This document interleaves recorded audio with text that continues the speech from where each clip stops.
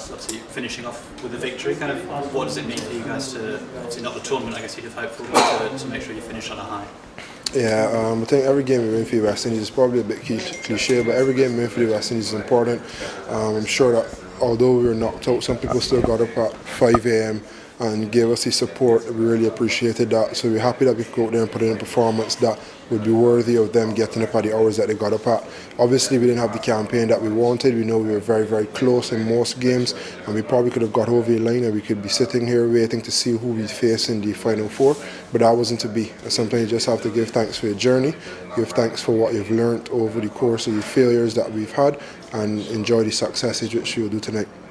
And just on today's game, 4 wickets for yourself. It looked like it was going to get quite tight at one point, so that was quite important to kind of pull it back when they looked to be in pretty good shape. Yeah, I think I guess probably a little late, but we then decided to take some pace off on the wicket, force them to hit to the big side and actually make their own pace.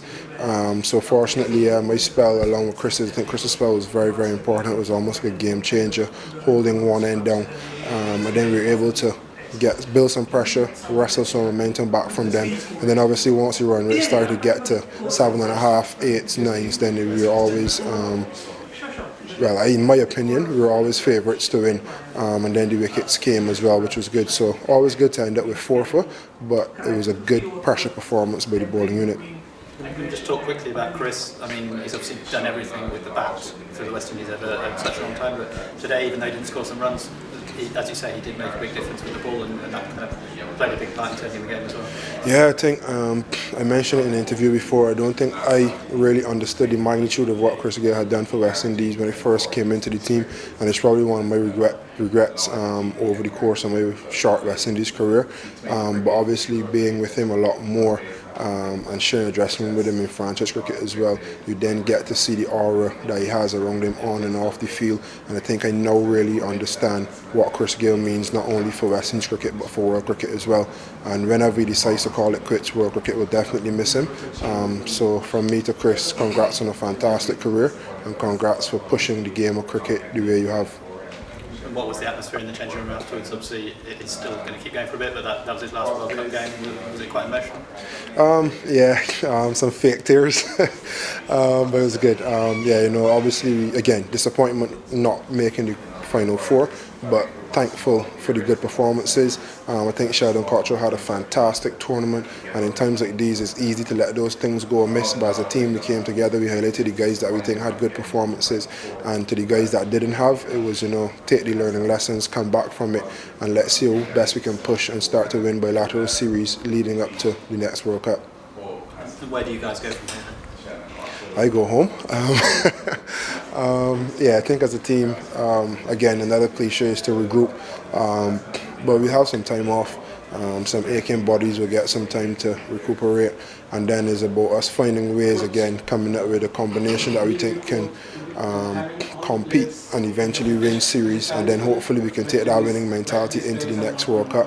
I think if you look back at 2015 and what England did after the 2015 World Cup, they built straight up to the 2019 World Cup, and you can see it paying dividends. I don't know off the field what are the plans for the 2023 World Cup, but I think it's something we need to look at and obviously build towards that, build a winning mentality and find ways to win games consistently. First of all, congratulations in terms of your performance. World Cup is over now, but how do you feel overall about your performance in the West Indies team? Yeah, I always wanted to be someone who was pretty consistent, but I found over the short course of my career that I probably was the person that would take a game away from a team and not be as consistent as I want. So if it is that I just need to be in the team and win games for the team and not have the consistent performances as it has been for the last couple of years, then fine. But I need to find a way to keep contributing day in, day out.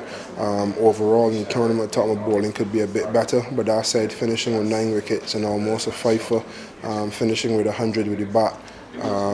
Yeah, I think I'm not overly disappointed, not overly satisfied either.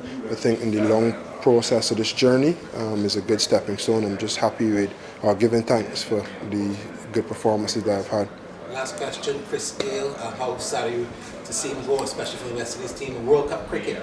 might stay on, but he's gone from World Cup cricket. How much of an impact will see in the West Indies team dressing room? Big impact, big character, top man.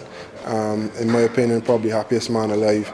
And I don't think that Chris is someone that we should be sad about. I think we should celebrate his legacy, what he's done in Test cricket, what he's done in ODI cricket, how he's transformed T20 cricket, not only for West Indies but around the world. And I think he would prefer to celebrate his career, celebrate his legacy rather than be sad that he's going. So we just had a nice little chat. He had a chat himself. So it's all good vibes. We're all happy that we were able to share a dressing room with him, play with him, and be a part of that legacy. If you had to Thanks. what